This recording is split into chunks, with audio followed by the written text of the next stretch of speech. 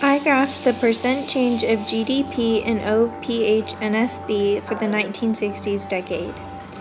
The dates are the independent variable x on the x-axis on the bottom, while the percent change is the dependent variable on the y-axis vertically. The dates are measured yearly, while the percent change is measured quarterly.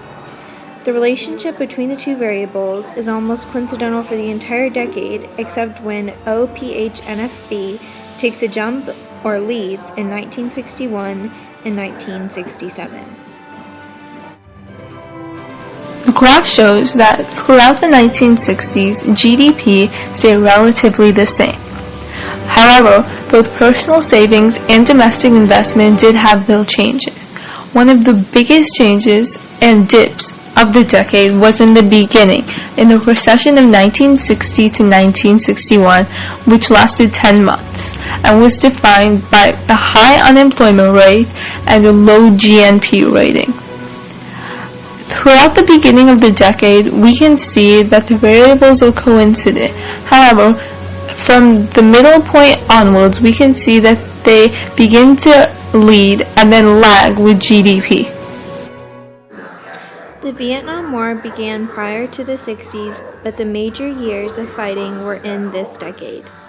The United States joined the Vietnam War effort in the early 1960s, which had a major effect on our economy. This war, like all others, increased our jobs and GDP because of the greater amount of government expenditures. The war lasted throughout the decade, which kept the economy stable and led to a very prosperous time in America. The Cuban Missile Crisis, which occurred in October of 1962, was the event that brought the Cold War closest to full-scale nuclear war. The USSR had sent nuclear missiles to be set up on Cuba, less than 100 miles from U.S. soil. People in Florida were freaking out. The embargo placed on Cuba greatly reduced U.S. exports. JFK and his staff were in crisis mode for 13 days, trying to negotiate an agreement with USSR higher-ups. People living near the Gulf flocked to grocery stores and bought emergency supplies, including bottled water and flashlights. After a resolution was found, the Cold War began to thaw and tensions never got that high again. In 1962, unemployment was hovering at 7% and people were looking to JFK to lower it. Some wanted him to launch a series of public works to help juice up the economy, but Kennedy didn't think that was wise. Then scandal struck when U.S. Steel raised its prices just after Kennedy had personally settled a dispute between the company and its labor force. Kennedy was quoted saying that all businessmen were sons of bleeps.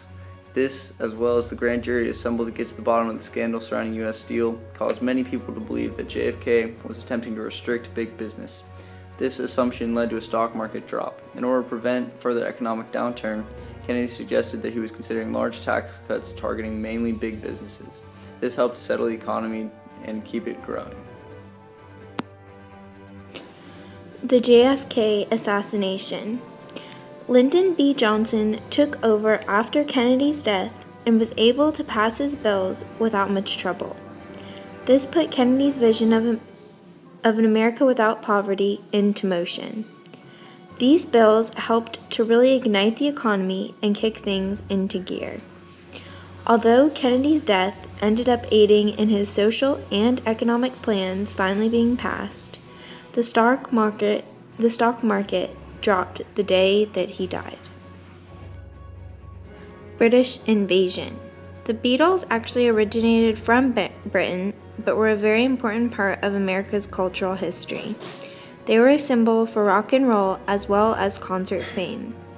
The Beatles sparked a newfound interest in music and concerts for the American people.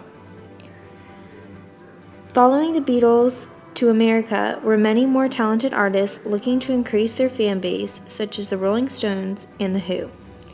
The nation as a whole went out and bought televisions, tickets, and radios just so they could hear their favorite bands perform. This probably decreased productivity, but we know for a fact the consumption went up as a result of ticket sales, advertisements, and merchandise. To live in warm, poverty, and great society. President Lyndon B. Johnson signed the Tax Reduction Act in February of 1964. This act essentially lowered all income taxes from a rate of 20 to 91% to 14 to 70%. In addition, all corporation taxes were reduced by about 5%. Although Johnson intended for this extra cash to be put back into the economy, many consumers decided to save. As we can see, personal savings rise from about 2% to 10% in the next quarter. Creation of Medicare and Medicaid, July 30th, 1965. President Lyndon B. Johnson signed the bill for Medicare and Medicaid to be introduced into society. Medicare helps the elderly by giving them medical insurance and low-cost hospitalization. Medicaid provides for families with low incomes who need medical services but are not able to afford it on their own. There are standards that individuals must meet that are set up by the state in order to receive Medicare or Medicaid.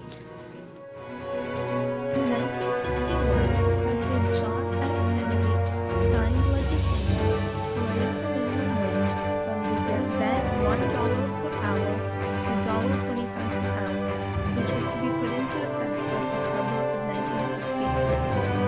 Kennedy wanted to raise the minimum wage to provide more freedom for all workers and citizens of the nation.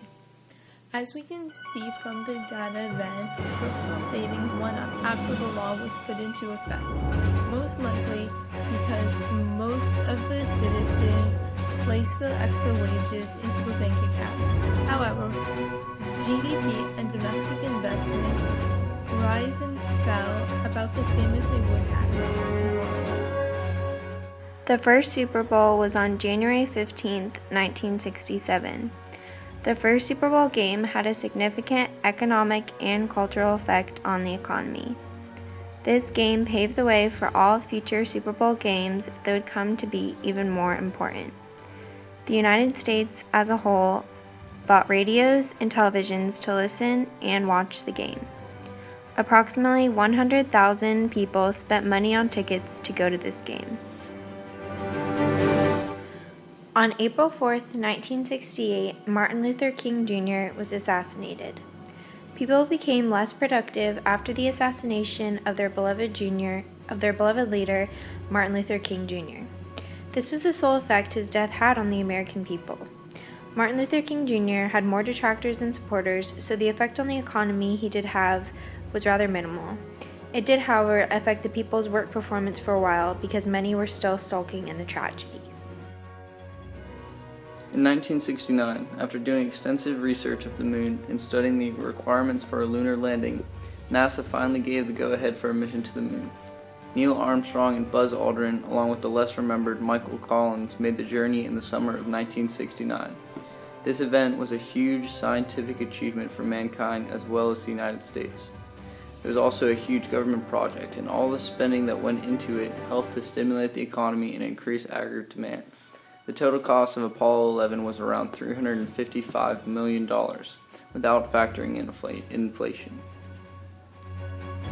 In August of 1969, 3 days of peace and music took place in Bethel, New York. The Free Festival brought in an inordinate amount of festival goers, mainly those part of the counterculture and flower child movement. During this time, we do see gross domestic investment and GDP peak and start to go down. While the social effects of the festival may have been large, the free concert would not have all been